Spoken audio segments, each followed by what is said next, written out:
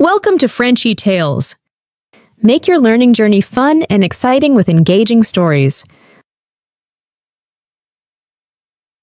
Bienvenue sur ma chaîne Frenchy Tales. Tu es trop timide pour parler français. Tu n'es pas seul. Beaucoup de personnes ressentent la même chose. Nerveux, bloqué, sans savoir quoi dire. Mais même les personnes timides peuvent parler français. Dans cette vidéo, je vais te montrer étape par étape comment j'ai commencé à parler, même quand j'avais peur. Reste avec moi jusqu'à la fin. Tu verras, c'est plus facile que tu ne le penses. Et dis-moi en commentaire, qu'est-ce qui te fait le plus peur quand tu parles français? Chapitre 1. J'étais trop timide pour dire bonjour. Je m'en souviens très bien. Deux étudiants discutaient en français, confiants, souriants. Je voulais dire bonjour, mais je suis restée figée. Mon cœur battait très vite. Je connaissais le mot, je connaissais « je m'appelle », mais j'avais peur. Peur de mal prononcer, peur qu'on se moque de moi. En cours de français, je savais lire et écrire. Mais quand il fallait parler, je restais silencieux. Si le professeur me regardait, je détournais les yeux. Dans ma tête, je pouvais dire « Salut, comment ça va ?» Mais en vrai, rien ne sortait. Un jour, un garçon m'a dit « Bonjour » pendant la récré. J'ai souri, mais je n'ai rien dit. Ce soir-là, j'ai pleuré. Je me sentais faible. Mais ce moment m'a changé. Je me suis dit, c'est normal d'être timide. Mais je ne veux pas rester silencieux pour toujours. J'ai fait un plan. Ce soir-là, je me suis mis devant le miroir. J'ai dit « Bonjour », d'abord doucement, puis plus fort. 10 fois, 20 fois. J'ai ajouté « Salut, je m'appelle Sam ». J'ai fait un petit signe de la main. J'ai souri. Je me suis tenu droit. C'était un peu ridicule, mais je m'en fichais.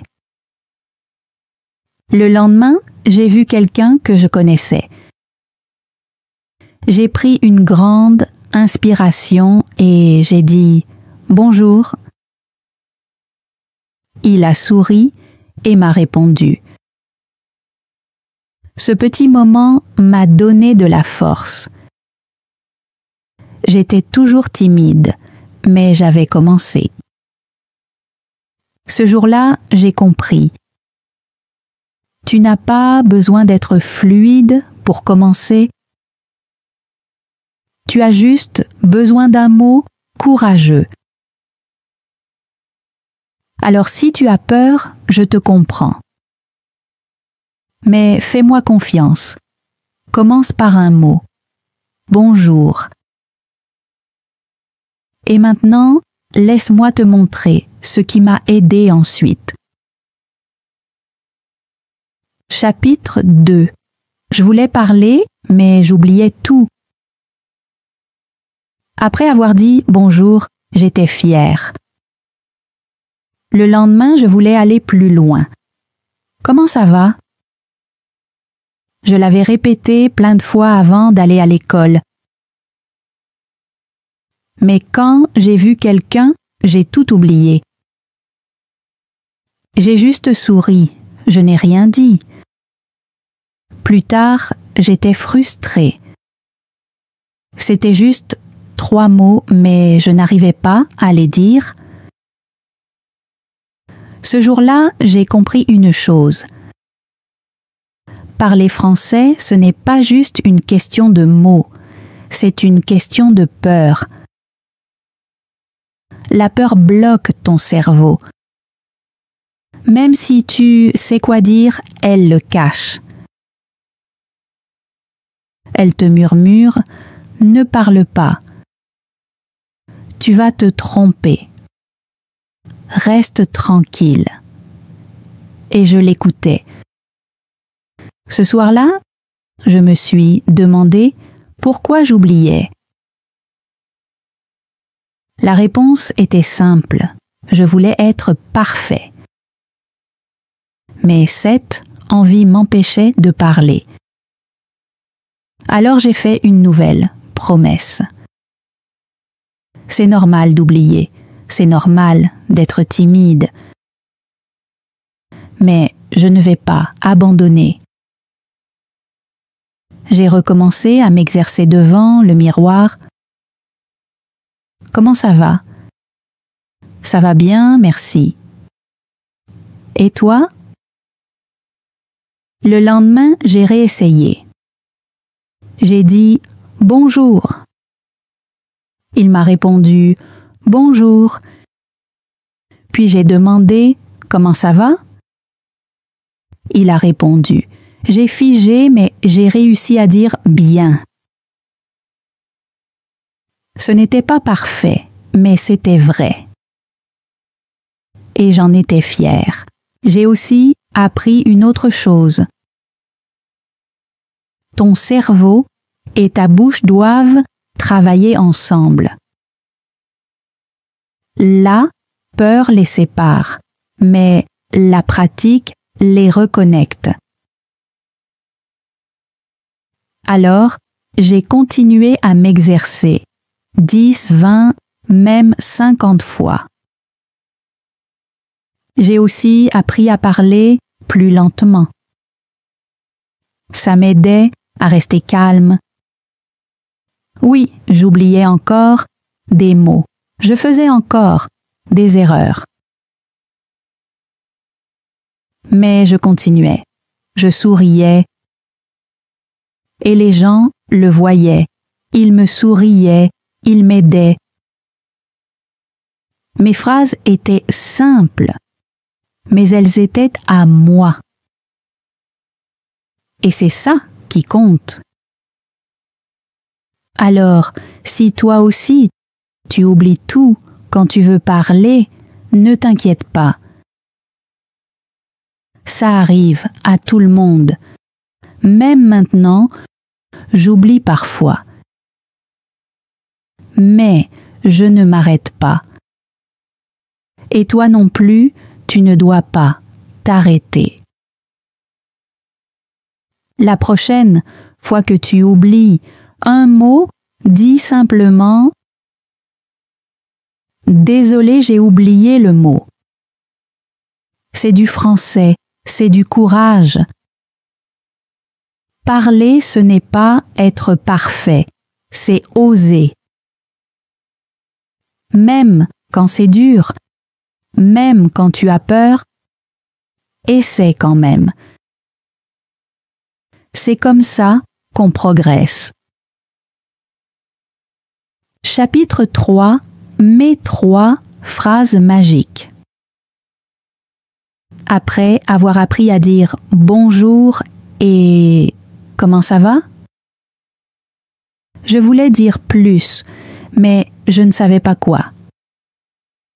Un soir, j'ai ouvert mon cahier et j'ai écrit « Comment commencer une conversation en français ?» Je ne voulais pas de règles de grammaire. Je voulais juste des phrases simples et amicales. Puis, je me suis souvenu d'une chose que mon prof avait dite. Chaque bonne conversation commence par 1. Une salutation. 2, ton prénom. 3, une question. Ça m'a aidé. Alors, j'ai noté mes 3 phrases magiques. 4. Bonjour, comment ça va? 5. Je m'appelle Alex. 6. Comment tu t'appelles? Je les ai répétées chaque jour, devant le miroir, en marchant, même en parlant à mon oreiller. Elles me semblaient faciles, sûres, comme des outils que je pouvais emporter partout. Un jour, à la pause déjeuner, un élève s'est assis à côté de moi. J'étais nerveux, mais je me suis souvenu de mes phrases. J'ai dit « Bonjour, comment ça va ?» Il a souri. « Ça va bien. Et toi ?» J'ai répondu « Je m'appelle Alex. » Il a dit « Moi, c'est Bilal. » Puis j'ai redemandé « Comment tu t'appelles ?» Même s'il venait de me le dire. On a rigolé, et c'était très bien comme ça. Ce fut un moment court, mais important. Une vraie conversation, un vrai pas en avant. À partir de ce jour-là, j'ai utilisé ces 3 phrases avec mes profs, mes camarades, même avec des inconnus. Elles marchaient toujours. Un jour, quelqu'un m'a demandé « Comment tu as appris à parler comme ça ?» J'ai répondu « Juste 3 phrases. Je les ai répétées chaque jour. » Ce soir-là, j'ai écrit dans mon cahier « 3 petites phrases peuvent ouvrir de grandes portes. » Si tu es timide, essaie ça. Écris tes 3 phrases. Pratique-les chaque jour. Dis-les à voix haute, même s'il n'y a personne. Tu n'as pas besoin de grands mots, tu as juste besoin de mots courageux. Même aujourd'hui, je dis encore « Bonjour, comment ça va ?» Ça montre que je veux parler, que je veux créer un lien. Et maintenant, c'est à toi. Dis-le avec moi. « Bonjour, comment ça va ?» N'attends pas, dis-le. C'est ton premier pas. Dans la prochaine partie, je te montrerai comment aller encore plus loin. Comment avoir de vraies conversations fluides en français. Continuons, pas à pas. Chapitre 4. Je me suis entraînée seule et ça a marché. Après avoir appris mes 3 phrases magiques, j'étais fière. Mais je voulais plus. Je voulais poser et répondre à des questions simples. Avoir de vraies conversations. Le problème, j'étais toujours timide et je ne pouvais pas pratiquer avec des gens tous les jours. Alors, j'ai trouvé une solution secrète. Je me suis entraînée tout seul. Je parlais tout seul, dans ma chambre, devant le miroir, allongé sur mon lit, parfois en chuchotant, parfois à voix haute. Au début, c'était bizarre. Je me disais, est-ce que c'est ridicule? Mais je me suis souvenu d'une phrase de mon prof de français. Si tu n'as personne à qui parler, parle-toi à toi-même. C'est aussi de la pratique. Alors, j'ai commencé. Je me suis mis devant le miroir et j'ai joué des mini-conversations. Bonjour, comment, ça va? Ça va bien, et toi? Comment tu t'appelles? Je m'appelle Alex. C'était comme un petit jeu amusant. Je posais les questions, je répondais. Je souriais à mon reflet. Je regardais mes lèvres bouger. Je m'exerçais à parler et à gagner en confiance. Chaque jour après l'école, je fermais ma porte et je m'entraînais. Je disais des phrases comme « Tu aimes le football? Qu'est-ce que tu as mangé? » J'ai regardé un dessin animé. C'était drôle. Je me promenais dans ma chambre en montrant les objets. C'est une table, le ciel est bleu. Ce sont mes chaussures. Je me posais aussi des questions. Quel jour sommes-nous? Quelle heure est-il? J'enregistrais ma voix. Au début, je n'aimais pas l'écouter. Mais avec le temps, j'ai commencé à sourire et à me dire « Waouh, je parle vraiment français ». J'écrivais aussi de petits dialogues dans mon cahier, puis je les lisais à voix haute en jouant les deux rôles. C'était devenu une habitude amusante, sans pression, sans jugement, juste moi et mon français. Puis, un jour, au magasin avec mon père, le vendeur m'a souri. Sans réfléchir, j'ai dit « Bonjour, comment ça va ?» Il a souri et m'a répondu. Et j'étais fière. C'était un petit moment, mais une grande victoire. Ce soir-là, je me suis regardée dans le miroir et j'ai dit « Ça a marché. Mon entraînement a marché. » Si tu es timide ou si tu n'as personne avec qui parler, parle-toi à toi-même. Utilise ton miroir. Décris les choses autour de toi. Pose-toi des questions simples. Oui, c'est peut-être bizarre au début, mais ça fonctionne. Même aujourd'hui, je le fais encore. Quand j'apprends un nouveau mot, je le dis à voix haute. Je l'utilise dans une phrase.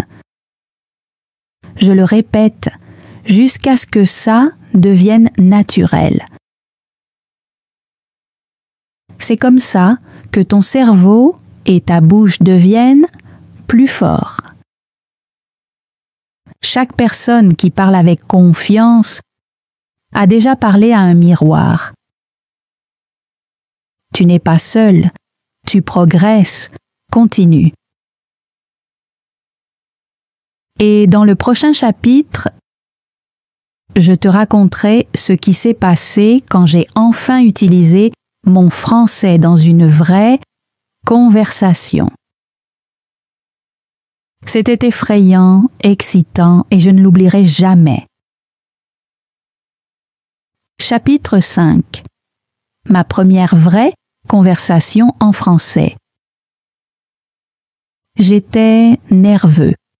« Après tous mes entraînements devant le miroir à dire Bonjour, comment ça va? Je m'appelle Alex.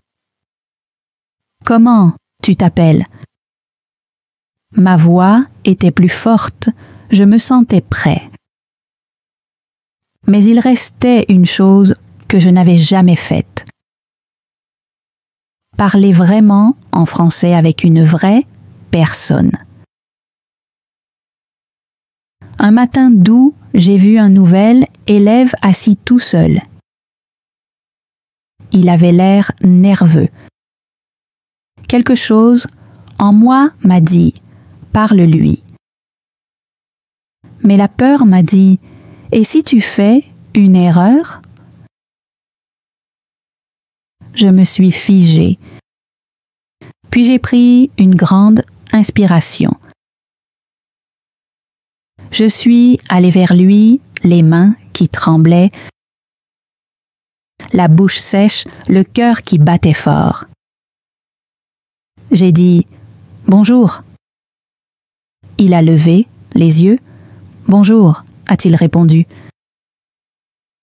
J'ai souri et demandé « Comment ça va ?»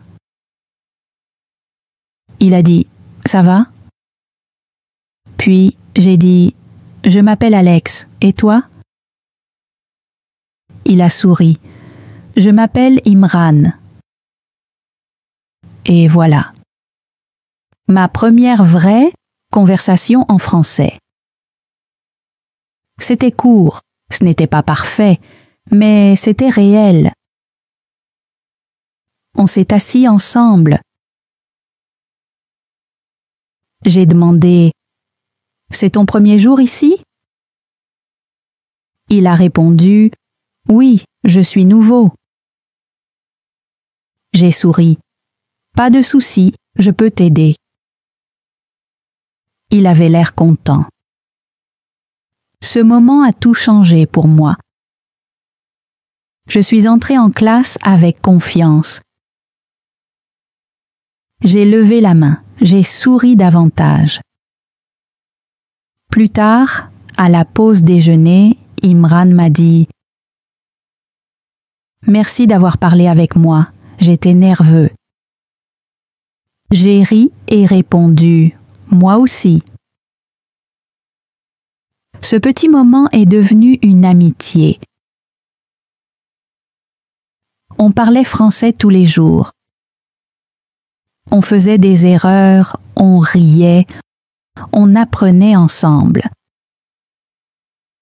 Et c'est là que j'ai vraiment compris. Parler français, ce n'est pas une question de grands mots. C'est une question de connexion. C'est une question de courage. C'est une question de commencer. Tu n'as pas besoin d'une grammaire parfaite ni d'un accent parfait. Tu as juste besoin d'un cœur courageux et de mots simples. Si tu as peur, je comprends. Moi aussi j'avais peur. Mais parle quand même. Même si ta voix tremble, même si ce n'est qu'une phrase. Tu seras fier, tu te sentiras fort. Et tu sauras, je peux recommencer. Alors, essaie, dis bonjour à quelqu'un. Pose une question, écoute. C'est comme ça que tout commence, et quand tu es prêt, reviens. Dans la prochaine partie, je vais partager quelque chose de puissant. Comment mes erreurs m'ont rendu plus fort. Chapitre 6. Les erreurs qui m'ont rendu courageux. Après ma première vraie conversation avec Imran, je me sentais super bien. Je voulais parler encore plus. J'ai commencé à dire bonjour aux gens et à poser de petites questions. Le français faisait partie de ma journée. Puis est arrivée ma première erreur. J'ai dit à un camarade « J'aime lire des bottes » au lieu de « J'aime lire des livres ». Il avait l'air confus, puis il a ri. J'ai ri aussi, mais à l'intérieur, j'étais gênée. À la maison, j'ai réfléchi. Livre veut dire book. Botte veut dire boot. Ils se ressemblent, mais ce n'est pas pareil. Je me suis sentie découragée. Peut-être que le français était trop difficile. Mais je me suis posé ces questions. Est-ce que j'ai essayé? Oui. Est-ce que quelqu'un s'est fâché? Non. Est-ce que j'ai appris? Oui. Alors je me suis dit, ce n'est pas grave, j'ai fait une erreur. Mais j'ai essayé et c'est ça qui compte. Le lendemain, j'ai dit « il va à école » en oubliant le « les ». Mon ami m'a corrigé gentiment. « Tu veux dire à l'école ?» Je l'ai remercié, j'ai appris. Puis j'ai remarqué quelque chose d'important. Chaque erreur m'aidait à mieux retenir. Les erreurs n'étaient pas des échecs, elles étaient des professeurs. Un jour, j'ai dit « Je suis ennuyeux ». Mon ami a souri et m'a expliqué « Ennuyeux » veut dire « boring ». Tu voulais dire « Je m'ennuie », I'm bored. On a rigolé et je ne l'ai jamais oublié. J'ai arrêté d'avoir peur des erreurs. Au contraire, je les ai accueillies. J'ai même créé un cahier des erreurs. La phrase incorrecte d'un côté, la correction de l'autre. Le lire me faisait sourire. Il montrait mes progrès. Un jour, j'ai dit à une touriste « Il est pluie aujourd'hui ». Elle m'a gentiment corrigé « Tu veux dire il pleut ?» Je l'ai remerciée et on a continué à discuter. Ce moment m'a appris quelque chose de précieux. La plupart des gens ne se moquent pas. La plupart veulent t'aider. Ils sont contents que tu essaies. Alors, n'aie pas peur. Fais des erreurs. Sois fier. Ce ne sont pas des reculs, ce sont des étapes vers l'avant. Si tu as peur de parler français, je comprends. Mais ne laisse pas cette peur te bloquer. Les erreurs font partie de l'apprentissage. Parle. Fais des erreurs. Apprends. Parle encore. C'est comme ça qu'on grandit. Et dans le prochain chapitre, je partagerai avec toi des idées simples pour commencer facilement une conversation en français. Courte, amusante et super utile. Allons-y. Chapitre 7. Les phrases que j'utilise pour commencer une conversation. Après avoir fait beaucoup d'erreurs, quelque chose a changé. Je n'avais plus peur de parler. Je commençais moi-même les conversations. Mais je me demandais toujours « Qu'est-ce que je peux dire ?» Bonjour. C'était bien, mais pas suffisant. Je voulais de vraies discussions. Je voulais des amis. Puis j'ai découvert quelque chose de puissant. Les phrases pour lancer une conversation. Des questions simples, amicales, qui ouvrent la porte. La première que j'ai utilisée, j'ai vu un camarade dessiner et j'ai demandé « Tu aimes dessiner ?» Il a souri et dit « Oui, j'adore ça. »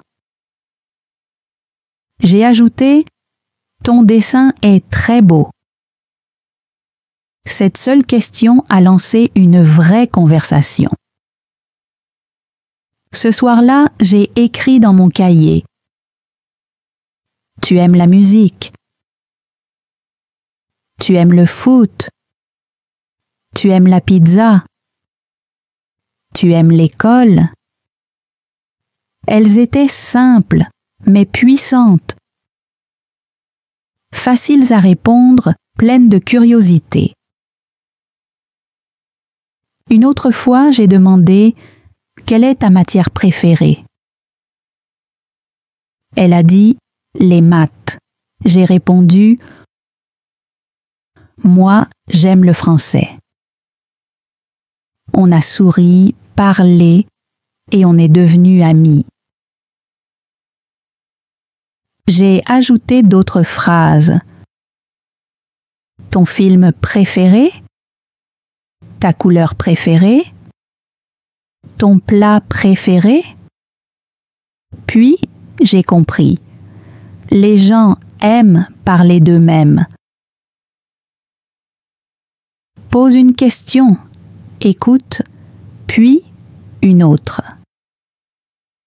C'est comme ça qu'une conversation grandit. Je me suis entraînée devant le miroir. Tu aimes la musique? Ton chanteur préféré? Tu viens d'où? Tu fais quoi après l'école? Tu as des animaux? Je n'ai pas appris 100 questions, juste quelques-unes. Et je les utilisais encore et encore. Un jour, j'ai vu un garçon jouer au foot. J'ai demandé « Tu aimes le foot ?» Il a dit « Oui ». J'ai demandé « Ton équipe préférée ?» Il a dit « Barcelone ». J'ai répondu « Moi, c'est le Real Madrid ». On a rigolé, on a parlé, on a joué. Aujourd'hui, j'utilise ces petites questions tous les jours. À l'école, au marché, en ligne. Elles m'aident à me sentir courageux. Elles m'aident à parler français. Si tu ne sais pas quoi dire, commence par ces 5. Tu aimes la musique? Quel est ton plat préféré? Tu viens d'où? Tu fais quoi le week-end? Tu as des frères ou sœurs? Entraîne-toi, souris, parle.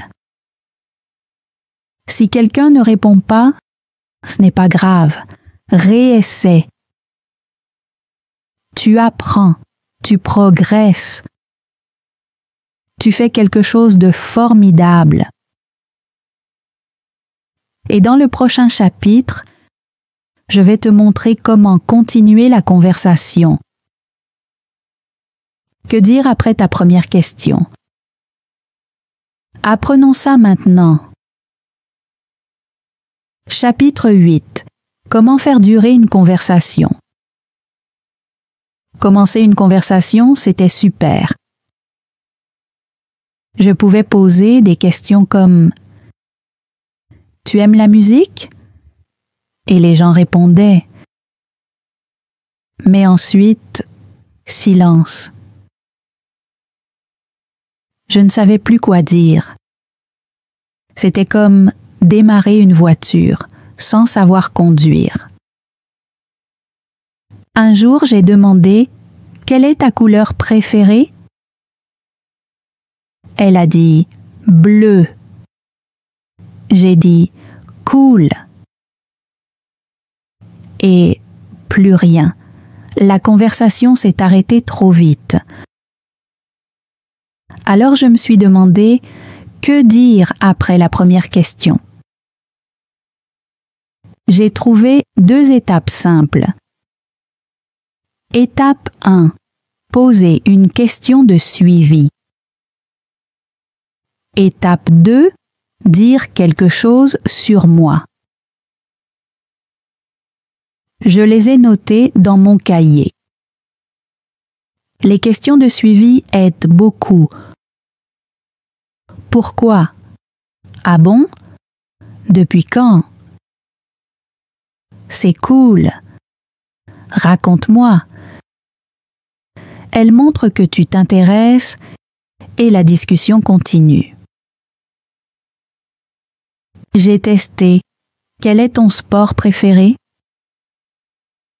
Le cricket? Ah bon? Pourquoi? C'est amusant, je joue chaque week-end. Puis j'ai demandé où tu joues. Et on a continué à parler. L'étape 2 m'a aussi beaucoup aidé. Tu aimes la pizza? Oui. Moi aussi, j'adore la pizza au fromage. Maintenant, on partageait quelque chose. Parfois, j'utilisais les 2 étapes. Tu as des animaux? Oui, un chat. Ah bon? Comment il s'appelle? Moi, j'en ai pas, mais j'adore les chats. J'utilisais aussi des petits mots sympas. C'est super. Moi aussi. Trop bien. Ah, je ne savais pas. Et j'ai compris une chose importante. Une bonne conversation, c'est surtout savoir écouter.